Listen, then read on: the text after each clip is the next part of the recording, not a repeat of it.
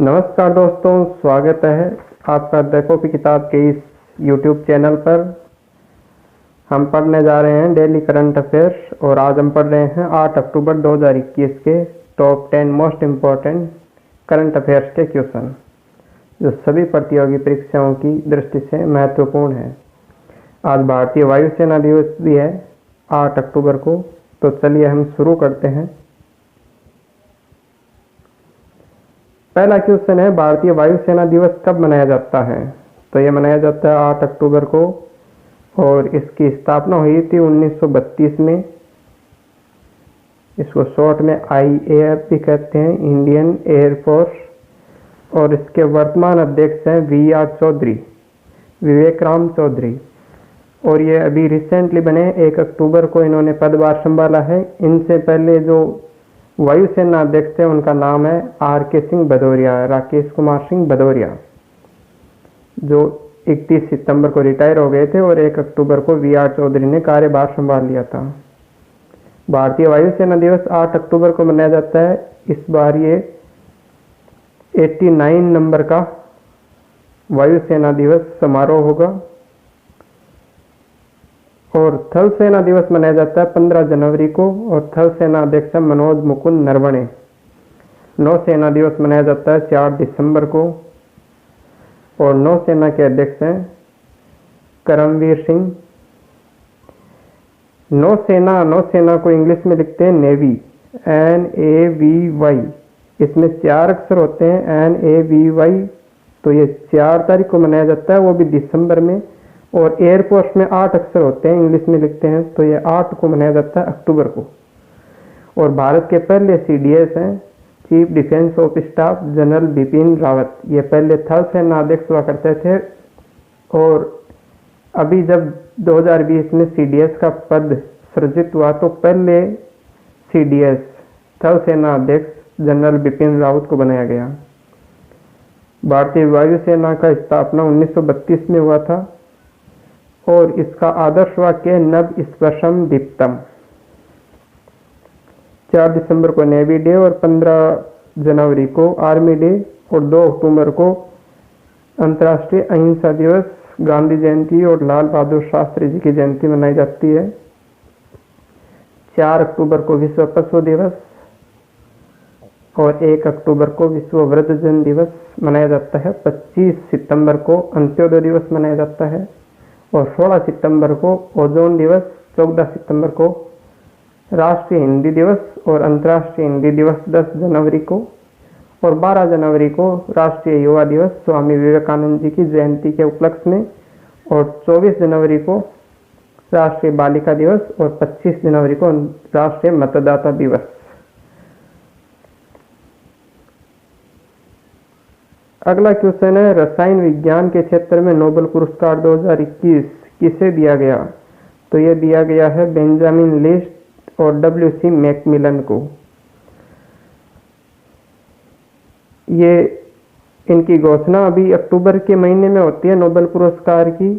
और सबसे पहले ये चिकित्सा के क्षेत्र में दिए गए थे। चिकित्सा के क्षेत्र में 2 व्यक्तियों को, डेविड जूलियस और आर्डम पाटापोसियम को दिए गए थे। फिर उसके बाद ये भौतिकी के क्षेत्र में घोषित हुए थे, यानी फिजिक्स के क्षेत्र में 3 व्यक्तियों को दिए गए थे जिनके नाम है सुकुरो मानेबे, क्लाउस हासलमैन और जियोर्जिया पारिसी। इन 3 व्यक्तियों को भौतिकी के क्षेत्र में और चिकित्सा के क्षेत्र में डेविड जूलियस और आर्डेम पाटापोसियम को दिए गए। ये क्रमबद्ध रूप से घोषित होते हैं अक्टूबर में, एक के बाद एक प्रत्येक दिन घोषित होते हैं। पहले दिन घोषित होता है चिकित्सा का नोबेल पुरस्कार, दूसरे दिन भौतिकी का, तीसरे दिन रसायन शास्त्र का, फिर शांति का, साहित्य का और अर्थशास्त्र का। नोबेल पुरस्कार सर अल्फ्रेड नोबेल की याद में दिए जाते हैं और इनकी घोषणा अक्टूबर में होती है, जबकि ये दिए जाते हैं 10 दिसंबर को, क्योंकि 10 दिसंबर 1896 को ही सर अल्फ्रेड नोबेल का निधन हुआ था। और अल्फ्रेड नोबेल ने कुल 355 आविष्कार किए थे और इनका प्रमुख आविष्कार है डायनामाइट।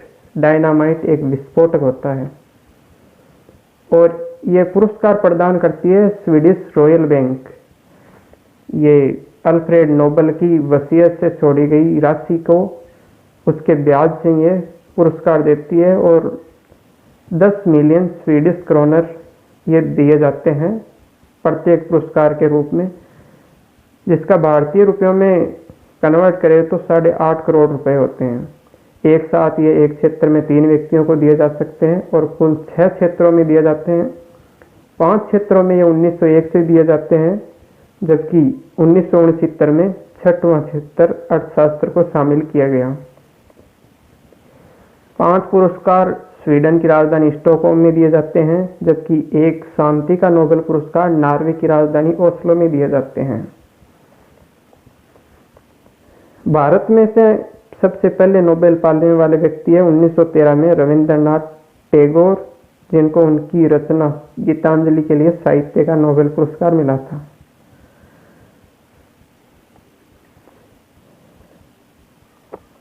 अगला क्वेश्चन है Henley and partners passport ranking के अनुसार सबसे शक्तिशाली पासपोर्ट किस देश का है? तो ये 2 देश है जिनको पहला स्थान दिया हेनले एंड पार्टनर्स की पासपोर्ट रैंकिंग में। ये पहले हैं जापान और सिंगापुर। ये दोनों संयुक्त रूप से पहले स्थान पर है और इनका वीजा जो लेकर इनके नागरिक 192 देशों में बिना वीजा के जा सकते हैं। और हेनले एंड पार्टनर्स ने ये रैंकिंग IATA के डेटा विश्लेषण के आधार पर जारी की है। IATA होती है इंटरनेशनल एयर ट्रांसपोर्ट एसोसिएशन और इसमें पहले स्थान पर है जापान एंड सिंगापुर और सबसे लास्ट में अफगानिस्तान और नीचे से दूसरे नंबर पर है इराक, नीचे से तीसरे नंबर पर है सीरिया, नीचे से चौथे नंबर पर है नल्ला पाकिस्तान और नीचे से 5वें स्थान पर यमन। ये सभी आतंकवाद और युद्ध प्रभावित देश हैं जो हेनले एंड पार्टनर्स की पासपोर्ट रैंकिंग में सबसे निचले पायदान पर हैं। इसमें भारत की रैंकिंग है 90वीं और भारत के नाम पर 58 देश, भारत के नागरिक 58 देशों में बिना वीजा के प्रवेश कर सकते हैं। भारत के साथ 90वें स्थान पर ताजिकिस्तान और बुर्किना फासो भी संयुक्त रूप से हैं और इससे एक दिन पहले ही ऐप कैपिटल एजेंसी ने एक पासपोर्ट रैंकिंग जारी की थी जिसमें UAE सबसे टॉप पर था और भारत की रैंकिंग उसमें 85 थी।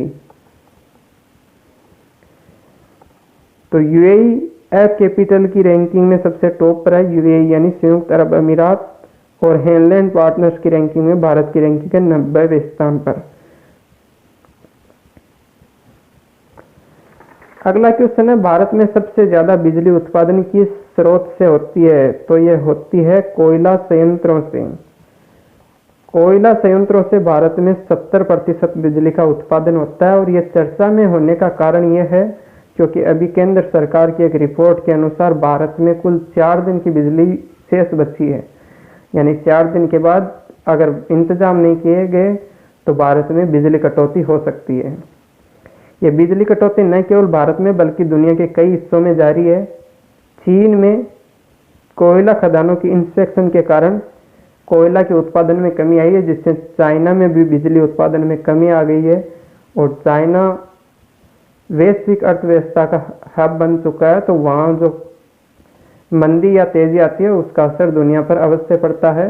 उसका असर यूरोप के देशों पर भी पड़ा और कई देशों में बिजली आपूर्ति ठप हो चुकी है और स्पेन में इसकी कीमत में 3 गुना तक की वृद्धि हो चुकी है, जबकि ब्रिटेन अभी पेट्रोलियम संकट से जूझ रहा है और भारत में बिजली संकट गहराने वाला है। भारत के ऊर्जा मंत्री हैं RK सिंह, राजकुमार सिंह। भारत में सबसे ज्यादा बिजली कोयला संयंत्रों से उत्पन्न होती है 70% और 135 थर्मल पावर प्लांटों में से 72 के पास सिर्फ 3 दिन का कोयला बचा है और 50 के पास 4 से 10 दिन का कोयला शेष है और 13 कोयला संयंत्रों के पास 10 दिन से ज्यादा का कोयला शेष है। भारत लगभग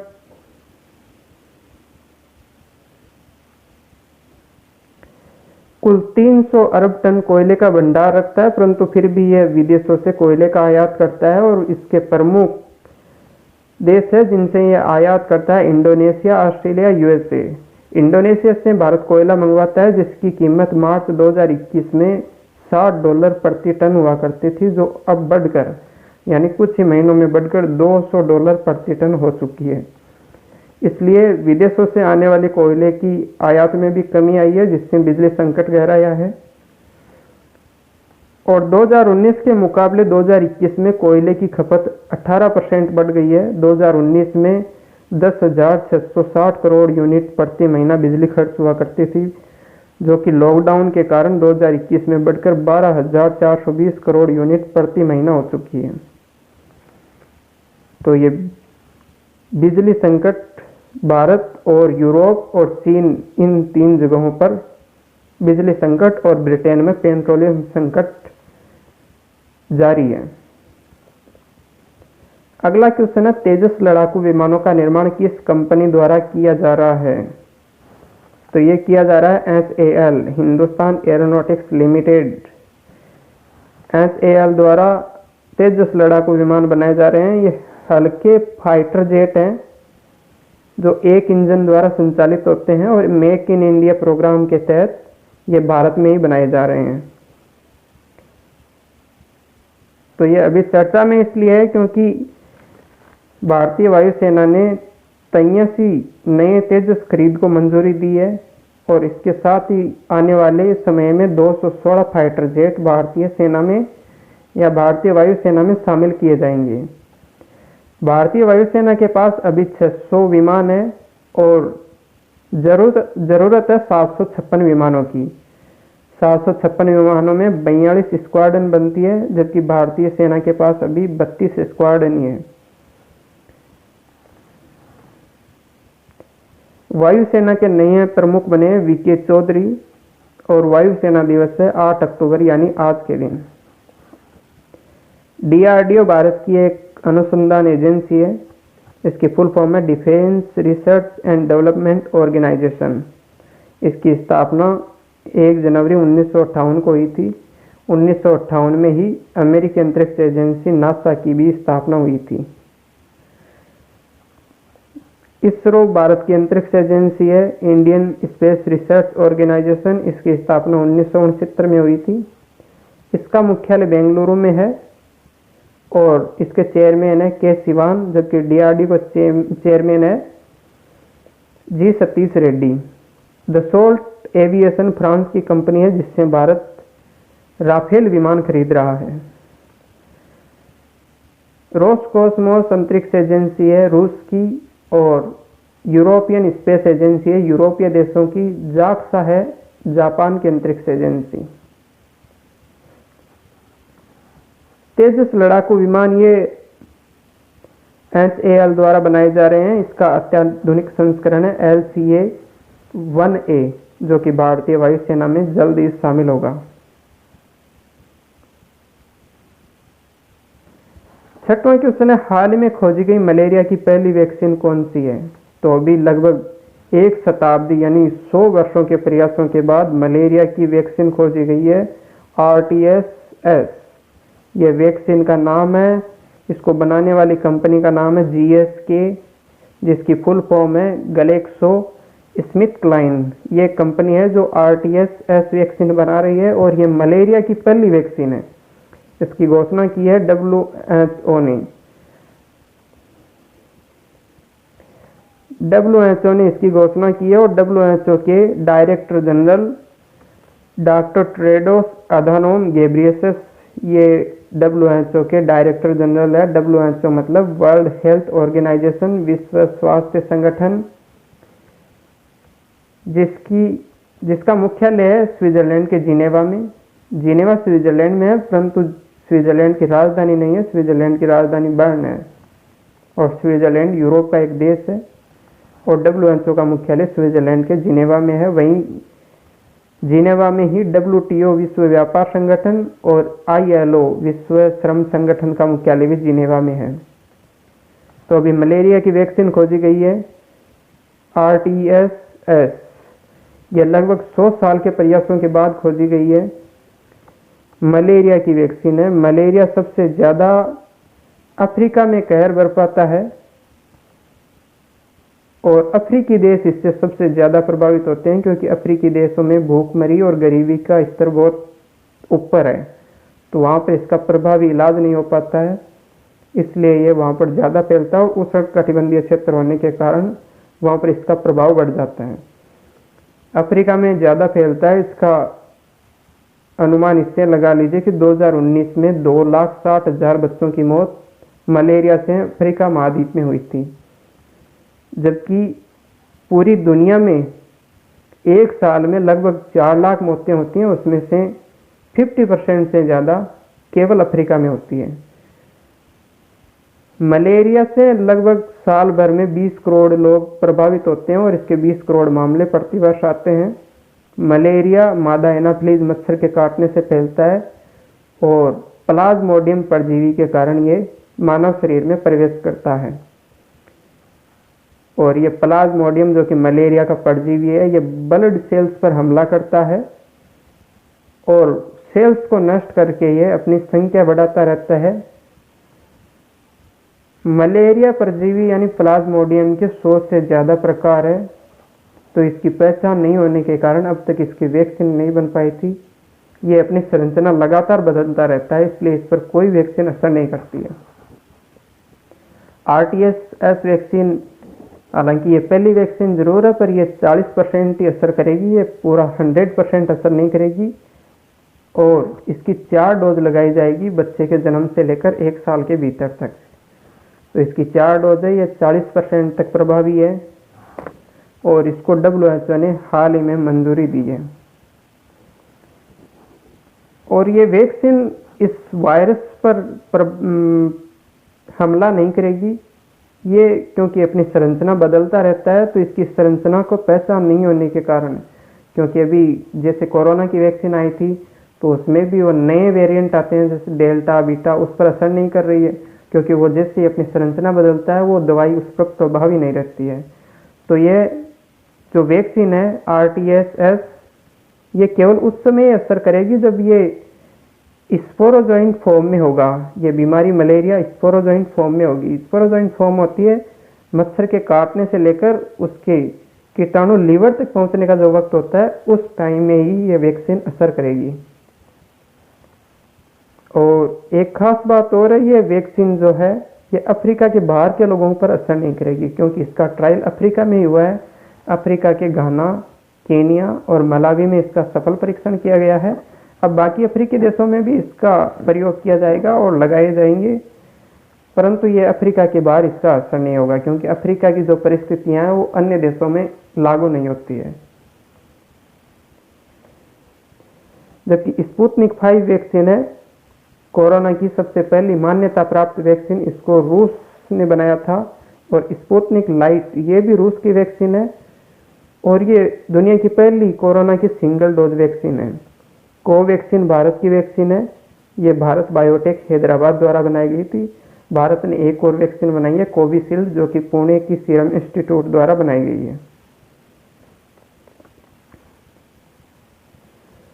अगला क्वेश्चन है, ऑकस समझौता किन 3 देशों के बीच हुआ है? तो इसमें ए, यूके और यूएस, इन नाम में ही इस देशों का नाम छुपा है। ए मतलब ऑस्ट्रेलिया, यूके मतलब यूनाइटेड किंगडम ब्रिटेन और यूएस मतलब यूनाइटेड स्टेट ऑफ अमेरिका। तो इन तीनों देशों के बीच ऑकस समझौता हुआ है। ये समझौता किस चीज़ से संबंधित है? तो ये संबंधित है ऑस्ट्रेलिया को चाहिए परमाणु पनडुब्बी, और इसके लिए इसने किया था फ्रांस से एक डील की थी 2016 में। फ्रांस की एक कंपनी है नेवल ग्रुप, उससे इसने परमाणु पनडुब्बी के लिए समझौता किया था। ऑस्ट्रेलिया को परमाणु पनडुब्बी की जरूरत क्यों है? क्योंकि ऑस्ट्रेलिया चारों तरफ से समुद्री सीमा से घिरा हुआ है, तो उसकी समुद्री सुरक्षा सबसे महत्वपूर्ण है। और प्रशांत महासागर में चीन के बढ़ते प्रभाव को देखते हुए ऑस्ट्रेलिया को यह सुरक्षा जरूरी है, इसलिए इसने परमाणु पनडुब्बी के लिए समझौता किया फ्रांस से। फ्रांस की कंपनी है नेवल ग्रुप, उससे समझौता था $60 अरब का, यानी बहुत बड़ा समझौता था। अब इसको अमेरिका और ब्रिटेन ने लिया लाइन में और बोला कि फ्रांस से डील कैंसिल करके हमसे डील कर ले, हम अपनी जो टेक्नोलॉजी है परमाणु पनडुब्बी की वो आपके साथ साझा करेंगे, हमारे साथ ये ओकस समझौता आप कर लो। तो ऑस्ट्रेलिया चला गया ब्रिटेन और अमेरिका के बहकावे में। इससे नाराज हुआ फ्रांस, क्योंकि 15 सितंबर 2021 को ओकस समझौता हो गया ऑस्ट्रेलिया ब्रिटेन अमेरिका के बीच परमाणु पनडुब्बी बनाने को लेकर।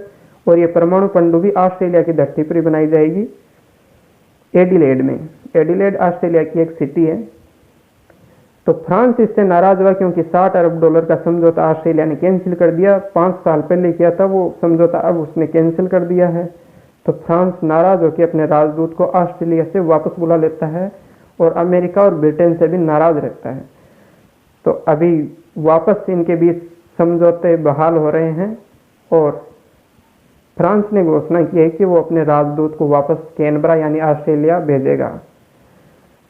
फ्रांस की राजधानी पेरिस है, जो कि सीन नदी पर बसी हुई है, और राष्ट्रपति एमेनुअल मैक्रोन है, और इसकी मुद्रा है यूरो, और ये यूरोप महाद्वीप में है। जबकि ऑस्ट्रेलिया जो है ये ऑस्ट्रेलिया महाद्वीप में है, राजधानी कैनबरा है, मुद्रा इसकी डॉलर है, और प्रधानमंत्री है Scott Morrison. Australia, America, Japan plus Bharat, ये 4 देश मिलकर एक संगठन का निर्माण करते हैं जिसका नाम है क्वाड। क्वाड भी चीन के अगेंस्ट बनाया गया एक ग्रुप है, और उसको काउंटर करने के लिए इंडो पैसिफिक क्षेत्र में यानी एशिया प्रशांत क्षेत्र में चाइना के प्रभाव को रोकने के लिए क्वाड और ये ओकस ये समझौते हो रहे हैं, यानी ये सारे चीन से डर के समझौते कर रहे हैं।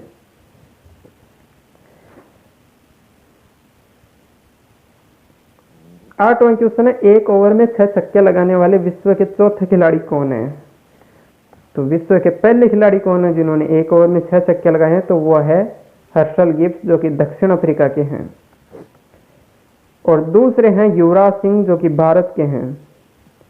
तीसरे हैं कीरोन पोलार्ड, जो कि वेस्ट इंडीज के हैं, और इन्होंने श्रीलंका के अकीला धनंजय की 6 गेंद पर 6 छक्के लगाए थे। जबकि रिसेंटली एक व्यक्ति और है, जसकरण मल्होत्रा, जो कि भारत के चंडीगढ़ में जन्मे हैं और अमेरिका में रहते हैं, और अमेरिकी क्रिकेट टीम से ये खेलते हैं, जसकरण मल्होत्रा। और इन्होंने हाल ही में वनडे में एक ओवर में 6 छक्के लगाने का रिकॉर्ड बनाया है। और वनडे में 6 छक्के लगाने वाले ये दूसरे खिलाड़ी हैं, पहले हैं हर्षल गिब्स, बाकी इन्होंने T20 में लगाया है। जसकरण मल्होत्रा, इनको आईसीसी ने अपनी प्लेयर ऑफ मंथ अवार्ड के लिए 3 खिलाड़ियों को नामांकित करती है, और उनमें से एक खिलाड़ी को चूज करती है। तो सितंबर के लिए अभी जो नामांकित हुए हैं 3 खिलाड़ी, उनमें जसकरण मल्होत्रा को भी आईसीसी ने जगह दी है। बाकी 2 खिलाड़ी है संदीप लामिछाने, जो कि नेपाल के हैं और नेपाल से नॉमिनेट होने वाले पहले क्रिकेट खिलाड़ी हैं। और तीसरे खिलाड़ी हैं नासुम अहमद, जो कि बांग्लादेश के हैं। तो ये जसकरण मल्होत्रा है, जो एक ओवर में 6 छक्के लगाने वाले विश्व के चौथे खिलाड़ी बने हैं।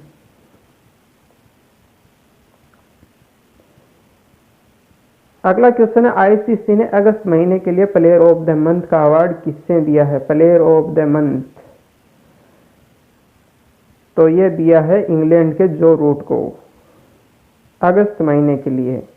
इसकी शुरुआत कब हुई थी प्लेयर ऑफ द मंथ की? इसकी शुरुआत होती है 27 जनवरी 2021 को। आईसीसी इंटरनेशनल क्रिकेट काउंसिल इसकी घोषणा करती है। आईसीसी इंटरनेशनल क्रिकेट काउंसिल, जिसका मुख्यालय दुबई में है, यूएई के दुबई में, और इसके अभी चेयरमैन है ग्रेग बर्कले, जो कि न्यूजीलैंड के हैं। आईसीसी ने 27 जनवरी 2021 को हर महीने player of the month award देने की घोषणा की है। तो ये हर महीने में कब दिया जाएगा? तो ये हर महीने के दूसरे सोमवार को इसका डिसीजन होगा, और डिसीजन होगा पिछले महीने का, यानी सितंबर के जो पुरस्कार देने हैं प्लेयर ऑफ द मंथ के, वो अक्टूबर में दिए जाएंगे, और अक्टूबर के ही दूसरे सोमवार को इसकी घोषणा की जाएगी। इससे पहले 3-3 खिलाड़ियों को नॉमिनेट करेगा, 3 पुरुष वर्ग में और 3 महिला वर्ग में। फिर उन 3 खिलाड़ियों में से एक एक चुनेगा, एक पुरुष वर्ग के लिए और एक महिला वर्ग के लिए, उनको फाइनल करेगा और उनको प्लेयर ऑफ द मंथ का अवार्ड देगा। और सबसे पहले ये अवार्ड पाने वाले खिलाड़ी है ऋषभ पंत। ऋषभ पंत हैं भारत के खिलाड़ी, और दूसरे हैं रविचंद्र अश्विन जो कि भारत के हैं, तीसरे हैं भुवनेश्वर कुमार, ये भी भारत के थे, और चौथे खिलाड़ी हैं जिनको ICC player of the month का अवार्ड मिला है अप्रैल में, बाबर आजम जो कि पाकिस्तान के हैं, कैप्टन है पाकिस्तान के। मई के लिए मिला है बांग्लादेश के मुश्फिकुर रहीम को। जून के लिए मिला है डेवॉन कॉनवॉय को जो कि न्यूजीलैंड के हैं, और जुलाई के लिए मिला है बांग्लादेश के साकिब अल हसन को, और अगस्त के लिए ये मिला है इंग्लैंड के जो रूट को। ये महिला वर्ग में भी दिया जाता है, तो महिला वर्ग में ये जब शुरू हुआ था तो पहला मिला था शबनीम इस्माइल जो कि साउथ अफ्रीका की है, और अगस्त में ये मिला है एमी आर रिचर्डसन जो कि आयरलैंड की है, इनको मिला है, और सितंबर का मिलना अभी बाकी है। तो ICC player of the month award, इसका चयन कैसे होता है? तो इसमें क्रिकेट की एक कमेटी होती है जो नामों का सिलेक्शन करती है, 3 नामों का, और उनमें से 90% सिलेक्शन वो करती है, और 10% का ऑनलाइन पोल किया जाता है जिससे दर्शक अपना मेल भेजकर अपने खिलाड़ी को सपोर्ट करते हैं, जिससे उन खिलाड़ियों को नॉमिनेट किया जाता है, 3 खिलाड़ियों को। इस प्रकार इसकी चयन प्रक्रिया है, और फाइनल में महीने के दूसरे सोमवार को एक खिलाड़ी को सेलेक्ट किया जाता है, एक जेंट्स खिलाड़ी और एक विमेन खिलाड़ी। तो ये थे आईसीसी के player of the month award का पूरा सिस्टम, आपने समझ लिया होगा। 10वां क्वेश्चन है, भारत के अलावा कौन से देश ने राफेल विमानों का उपयोग करता है? यानी भारत ने राफेल विमान मंगाए हैं, तो इन भारत के अलावा कौन कौन से देश हैं जो राफेल विमानों का प्रयोग करता है? यानी ये न्यूज़ तो हमने बहुत सुनी है कि भारत ने राफेल विमान मंगाए हैं, फ्रांस से मंगाए हैं, फ्रांस की कंपनी दसोल्ट एविएशन से मंगाए हैं, परंतु ये नहीं पता है कि कितने देश भारत के अलावा पहले इसका प्रयोग करते हैं या भारत के बाद में प्रयोग करने लगे हैं। तो भारत के अलावा कुल 3 देश हैं जो दसोल्ट राफेल की बनाए हैं, राफेल विमान का प्रयोग करता है। इनमें एक है ग्रीस, मिस्र और कतर। ग्रीस यूरोप का देश है, मिस्र अफ्रीका का देश है, और कतर ये जो है एशिया महाद्वीप का देश है, और भारत, ये 4 देश राफेल विमानों का प्रयोग करता है। कतर की राजधानी दोहा, मिस्र की राजधानी काहिरा, ग्रीस की राजधानी है एथेंस। ग्रीस को आमतौर पर यूनान भी कहा जाता है, और ग्रीस ये भूमध्य सागर से बहुत लंबी सीमा साझा करता है और बाल्कन प्रायद्वीप पर स्थित है। बाल्कन प्रायद्वीप जो है ये भूमध्य सागर में एक प्रायद्वीप है। प्रायद्वीप जो 3 तरफ से समुद्र या सागर से घिरा हुआ क्षेत्र होता है उसको प्रायद्वीप कहते हैं, जबकि 3 तरफ स्थल भाग से घिरा हुआ समुद्र भाग को खाड़ी कहते हैं। तो बाल्कन प्रायद्वीप पर स्थित है ग्रीस या यूनान, इसके साथ साथ अल्बानिया, बुल्गारिया, यूगोस्लाविया और रोमानिया के कुछ हिस्से बाल्कन क्षेत्र में आते हैं। इसको बाल्कन क्षेत्र कहा जाता है, जिस पर यूनान बसा हुआ है। तो यूनान और या ग्रीस, इसमें पहले फ्रांस से 18 राफेल विमानों का समझौता किया था। 10 राफेल फेस राफेल है F3R वेरिएंट के, जबकि 8 सेकेंड हैंड जेट हो गए जो कि फ्रांस ने यूनान को फ्री में गिफ्ट किए थे। इसके कोई कीमत इसको नहीं चुकानी थी। इससे राजी होकर इसने 6 राफेल विमानों का और ऑर्डर दे दिया, और अब ये कुल 24 राफेल विमान खरीद रहा है, और इनमें से कुछ विमानों की इनको डिलीवरी भी मिल चुकी है। और ग्रीस ये विमान खरीद क्यों रहा है, क्या कारण है? भारत खरीद रहा है चाइना को काउंटर करने के लिए, ग्रीस किसको काउंटर करने के लिए खरीद रहा है? मिस्र खरीद रहा है इजराइल को काउंटर करने के लिए, क्योंकि मिस्र के पास इजराइल की सीमा है और इजराइल बहुत ताकतवर देश है, इसके साथ इसका कॉन्फ्लिक्ट चलता रहता है। कतर के साथ बाकी खाड़ी देशों के बनते नहीं है, सऊदी अरब वगैरह की, तो ये इसलिए खरीद रहा है।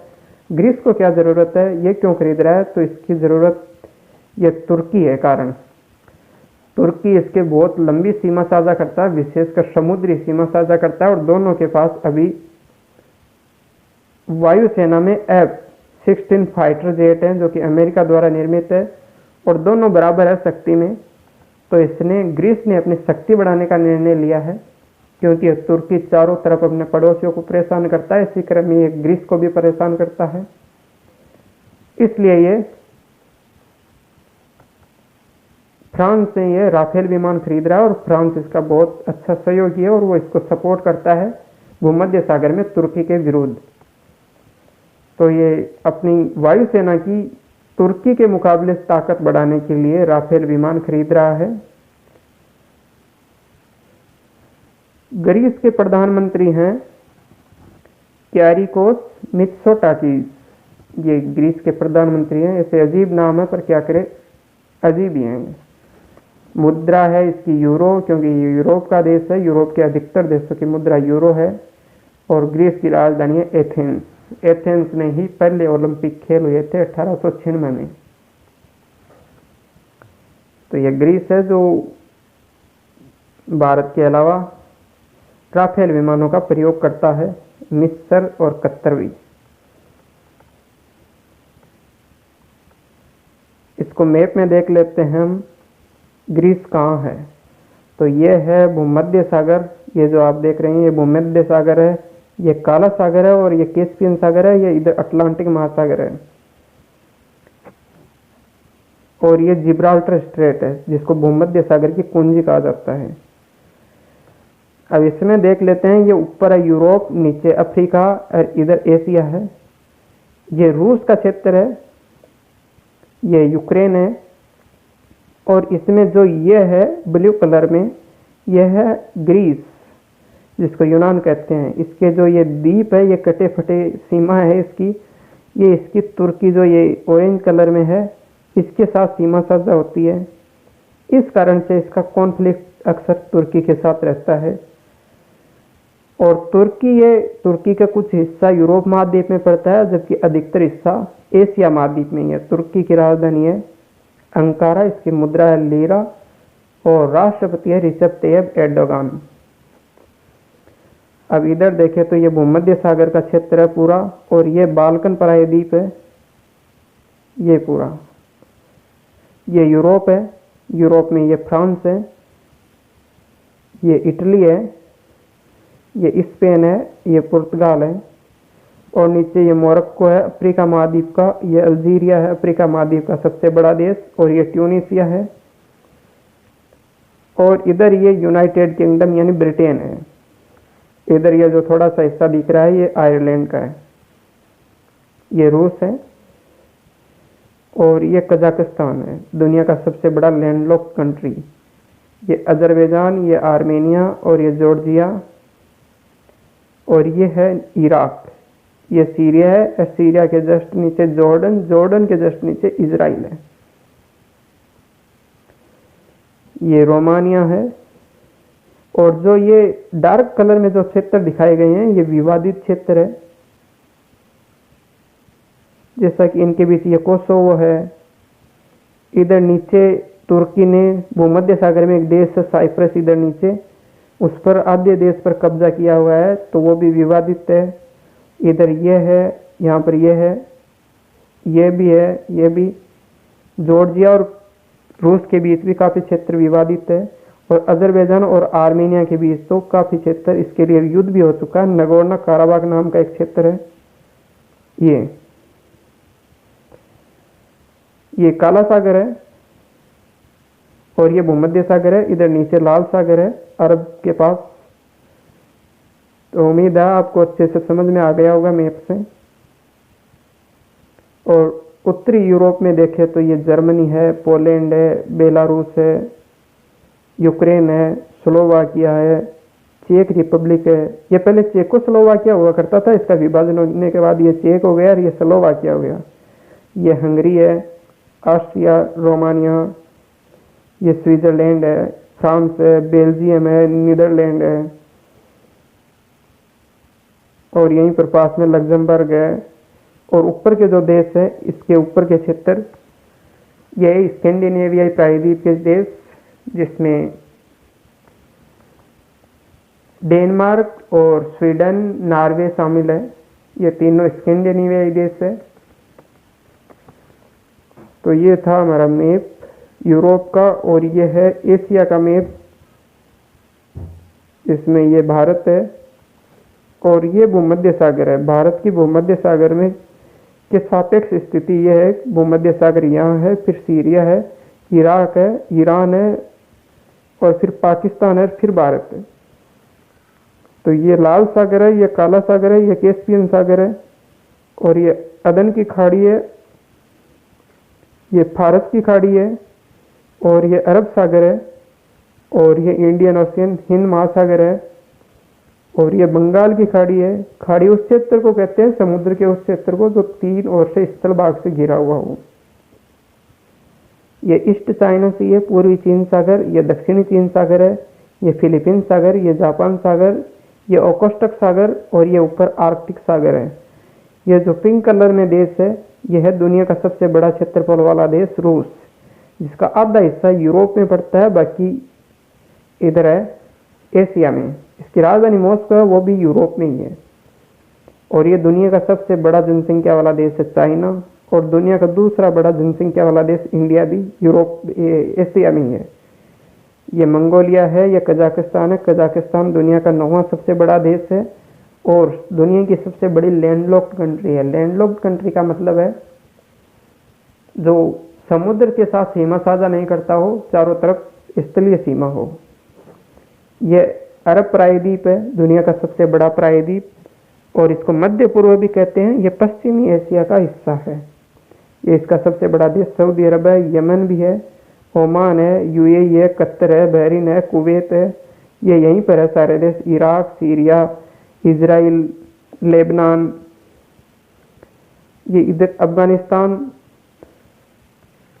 यहाँ पर ये अफगानिस्तान है, तुर्कमेनिस्तान है, ताजिकिस्तान है, किर्गिस्तान है, उज्बेकिस्तान है, कजाकिस्तान है। ये मध्य एशिया का हिस्सा है। ये इधर फिलीपींस है ये, और ये इंडोनेशिया का क्षेत्र है। इंडोनेशिया सर्वाधिक द्वीपों वाला क्षेत्र है दुनिया भर में, और सबसे बड़ा द्वीप आइसलैंड है। ये मलेशिया है, इधर ब्रुनेई है, और यहाँ पर सिंगापुर भी यहीं पर है। और ये थाईलैंड है, ये म्यांमार है, ये बांग्लादेश, भूटान, नेपाल, ये इधर मालदीव है, श्रीलंका है, वियतनाम, लाओस, कंबोडिया, ये इधर है।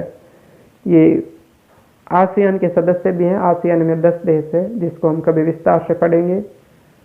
और ये पूर्वी एशिया में आते हैं। और इधर मलेशिया से नीचे ऑस्ट्रेलिया है, और इधर ये पापुआ न्यू गिनी है। ये पापुआ न्यू गिनी है जो कि ऑस्ट्रेलिया महाद्वीप में है, जबकि इसके ये हिस्सा करके इधर ये इंडोनेशिया का हिस्सा है। और ये जो नीचे दिख रहा है ये ऑस्ट्रेलिया का हिस्सा है। और ये नॉर्थ पैसिफिक ओशियन है, जो कि प्रशांत महासागर का हिस्सा है। तो ये थे आज के हमारे 10 क्वेश्चन। कैसे लगे आप हमें कमेंट करके ज़रूर बताएं, और वीडियो अच्छा लगा हो तो इसको लाइक करें और सब्सक्राइब अवश्य करें, ताकि आप करंट अफेयर्स के क्वेश्चन से अपडेटेड रहे। और वीडियो में अगर कोई कमी है तो आप हमें कमेंट करके सुझाव दे सकते हैं। धन्यवाद।